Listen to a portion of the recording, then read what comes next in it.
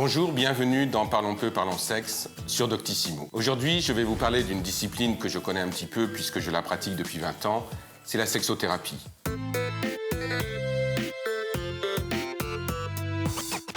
La sexualité joue un rôle indispensable dans la vie de 85% des Français, 74% ou 35%.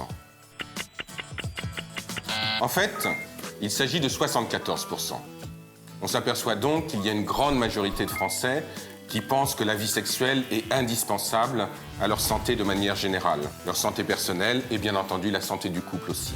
Panne sexuelle, absence de désir, difficulté à atteindre l'orgasme, ce sont en général des problèmes qui vont se retrouver dans la vie de tout un chacun à un moment ou à un autre. C'est pour cela que la sexothérapie existe. Elle permet de pouvoir accompagner des hommes et des femmes pour mieux comprendre comment s'organise leur sexualité et pour mieux comprendre également comment on peut dépasser un certain nombre de dysfonctionnements sexuels. À votre avis, est-ce que la sexologie est une sous-discipline de la sexothérapie ou est-ce que la sexothérapie est une sous-discipline de la sexologie ? En fait, la sexothérapie est une discipline qui est rattachée à la sexologie. Ce qu'il faut savoir, c'est que la sexologie est relativement nouvelle. C'est essentiellement à partir des années 60 qu'on a commencé à théoriser et à mettre en place ce qu'on appelle maintenant la sexologie.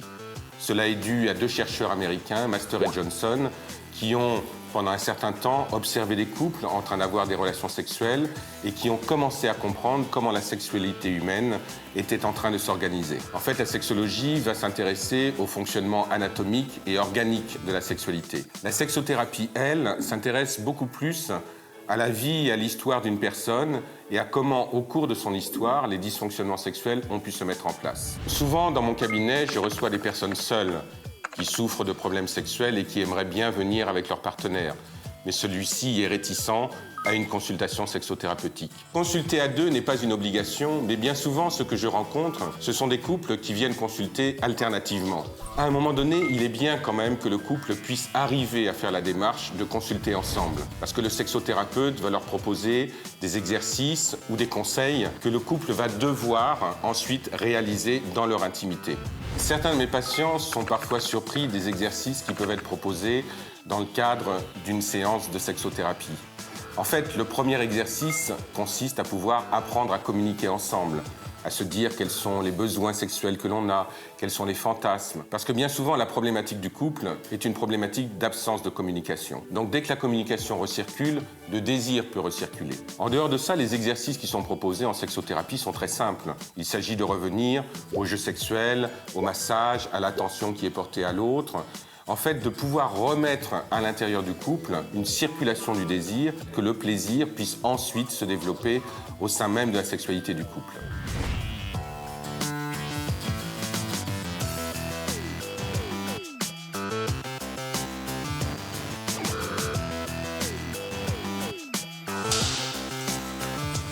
Si vous voulez aller plus loin, je vous propose la lecture de ce livre, Les 100 mots de la sexualité, écrit par le psychanalyste Jacques André.